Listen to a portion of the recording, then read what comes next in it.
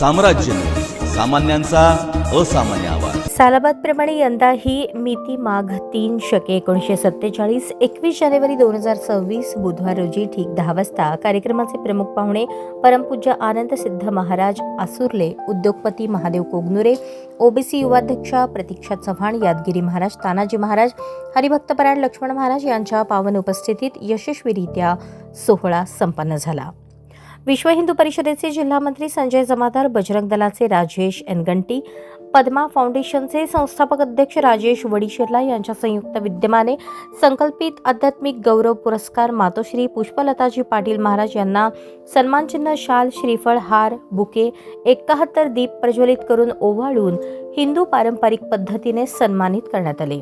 सकाळी ठीक 10 वाजता श्रींची पालखी मिरवणूक, 11 वाजता विष्णू सहस्त्रनाम, गोधन गोशाळेचे वैशाली कुलकर्णी आणि महिला सहकाऱ्यांसमवेत भक्तिभावाने मधुर स्वरात पठणाने कार्यक्रमाचा प्रारंभ झाला।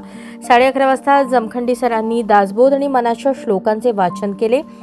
संत महंतांचे प्रवचन व मातोश्री पुष्पाताई महाराजांचे आशीर्वचन, वनकडे, उमाकांत जिंदे, रूपा शेलार, घोलप गुरुजी, अनिता सानी, सुनीता मिठ्ठा यांनी मधुर वाणीत भजन, आरती, पुष्पवृष्टीनंतर भक्तिमय वातावरणात सोहळ्याची सांगता झाली। पूज्य मातोश्री पुष्पलताजी पाटील महाराज यांना आध्यात्मिक गौरव पुरस्कार प्रमुख पाहुण्यांच्या हस्ते तसेच पूज्य मातोश्रींच्या परिवाराकडून सत्कार करण्यात आला। डॉक्टर माधुरी पारपल्लीवार यांनी आध्यात्मिक गौरव पुरस्काराचे वाचन केले।